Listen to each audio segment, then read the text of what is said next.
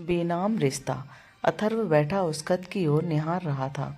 उसे रह रहकर बीते दिन याद आ रहे थे जब उसने माधुरी को पहली बार देखा था। उसे लगा कि उसकी सांसें अटक गईं और वह एकटक माधुरी की ओर देखता रह गया। कुछ समय पश्चात ही रिश्तेदारी में माधुरी से उसकी मुलाकात हो गई। यह छोटी सी मुलाकात उसके जीवन का अभिन्न अंग बन गई। वह और माधुरी प्रेम के सागर में हिंडोले लेने लगी। अभी उनके प्यार को परवान चढ़े कुछ ही समय हुआ था कि अचानक से माधुरी का तथा उसके परिवार का कोई पता नहीं चला। अथर्व के लिए यह दुख बहुत गहरा था। उसने बहुत कोशिश की कि माधुरी या उसके परिवार का कहीं से कुछ पता लगे, किंतु उसे निराशा ही हाथ लगी।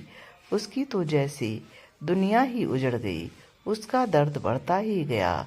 उसकी माँ ने कई बार यह बात जानने की कोशिश की, किंतु वह हर बार ही कोई ना कोई बहाना बनाकर टाल गया।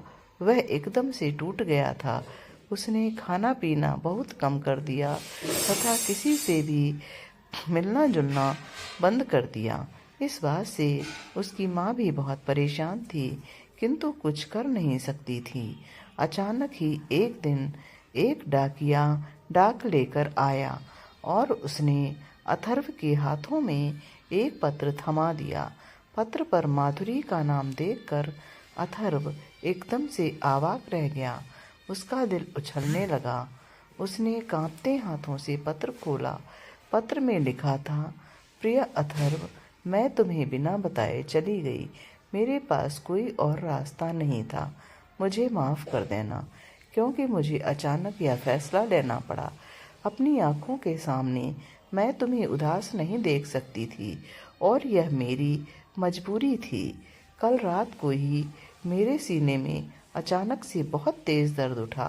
पापा ने मुझे डॉक्टर को दिखाया तो उन्होंने मुझे हार्ट पेशेंट बताया और तुरंत ही किसी अच्छे अस्पताल में इलाज करने की सलाह दी।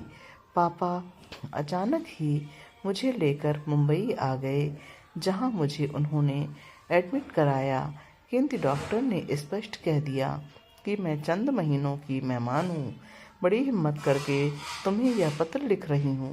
जानती हूँ कि तुम्हारी क्या दशा होगी, किंतु मैं मजबूर हूँ, कुछ नहीं कर सकती। मेरी तुमसे एक ही विनती है, मेरे जाने के बाद एक अच्छे जीवन साथी तलाश करके उसे अपना विवाह अवश्य करना।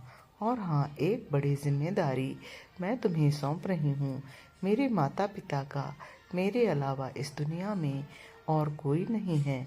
मेरे माता पिता अपने माता पिता के समान सम्मान देकर उनकी जिंदगी, उनकी जिम्मेदारी निभाना। उम्मीद है कि तुम ऐसा ही करोगे, क्योंकि जब तक तुम्हें पत्र मिलेगा मेरी अंतिम सांसें उखड़ चुकी होंगी। अश्रुपूरित आंखों से तुम्हारी माधवी। यदि चैनल अच्छी लगी हो तो चैनल को सब्सक्राइब करना ना भूलें। Thank you.